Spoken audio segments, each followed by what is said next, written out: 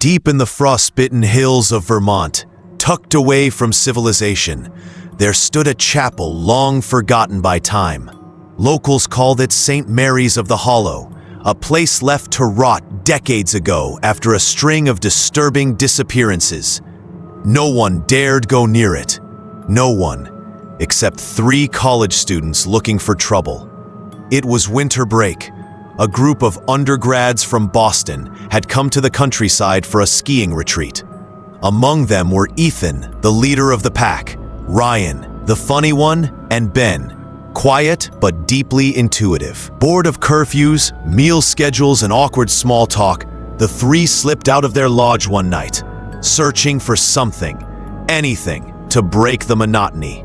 The snow crunched beneath their boots as they wandered through winding roads and fog-thick woods. That's when they saw it. A chapel, half buried in frost, its stone facade cracked, the wooden doors bowed inward like they had once screamed. "Whoa, look at that," Ethan said. "Creepy as hell." Ryan grinned. "Let's check it out. Perfect Instagram material." Ben hesitated. "Guys, I don't know. This place gives me a weird feeling." "Come on, man, don't be that guy." Reluctantly, Ben followed. They pushed open the door with a groan loud enough to wake the dead. The air inside was cold, colder than outside. The scent of rot and old incense choked them. Stale pews were lined in perfect symmetry, draped in cobwebs. A rusted crucifix hung above the altar. They stepped inside. Suddenly, the flutter of wings. A dozen bats burst from the ceiling, fleeing the trespassers. Ben nearly tripped, startled. "This place, it hasn't been touched in years." Just then, the old chandelier flickered to life, but there was no power. "What the?" Ryan turned in circles. The door behind them slammed shut. Panic surged. Ben ran back to try and open it. It wouldn't move. As he reached down to brace himself, something grabbed his ankle. He screamed. Ethan turned his flashlight, revealing a rope. Ryan burst out laughing. "You scared of a damn rope?" Ben wasn't amused. "Something's not right." That's when they heard the footsteps. Slow, measured, hollow. They turned. At the far end of the chapel, standing in front of the altar, was a woman in a nun's habit, but it was old, shredded, blackened with decay. Her face was shadowed, except for her eyes, glowing blood red. And then she disappeared. Smoke. Before they could run, Ryan dropped to his knees, choking. His body convulsed violently. When he looked up, it wasn't Ryan anymore. His eyes were red, his smile twisted. He whispered in a voice not his own, "You shouldn't have come here." His limbs bent in unnatural angles, his tongue slithered like a snake. His face kept morphing, flickering between his and that of the nun. Ethan grabbed Ben's arm. "We have to get out." But there was no exit. The nun materialized again. This time behind Ethan, her hand clamped around his throat. Her claws dug in. Blood trickled, and she licked it with a serpent's tongue. Ben was paralyzed. He looked at his wrist, the silver crucifix bracelet his grandmother had given him. He remembered her words, "Wear this. It'll protect you when I'm not around."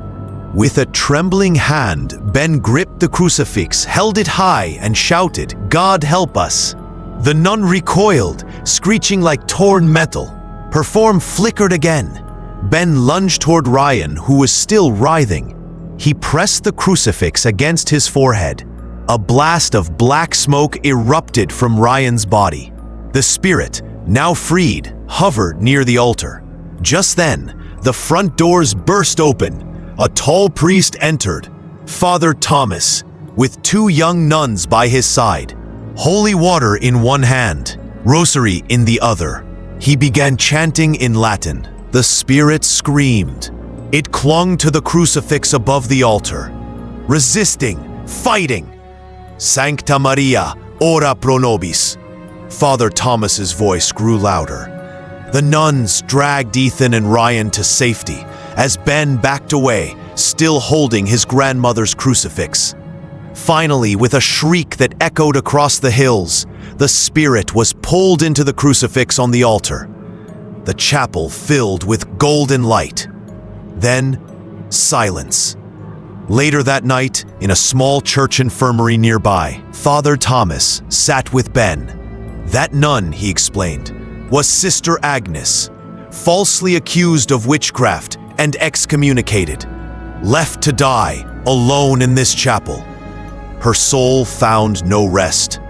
Ben looked at his friends, now unconscious, but breathing. "They'll wake with no memory," Father Thomas said. "You might forget too in time." And just like that, the next morning, Ethan and Ryan were laughing at breakfast, as if nothing had happened. As they left Vermont, Ben turned for one last look. The chapel was gone. Only trees and mist stood in its place. But far off, near a trailhead, stood Father Thomas. He raised his hand in blessing and sprinkled holy water into the wind. A moment later, Ben forgot, but the people of the town remembered. They remembered the screams, the light, and the night Sister Agnes was finally freed. Because sometimes, even the dead just want to be heard.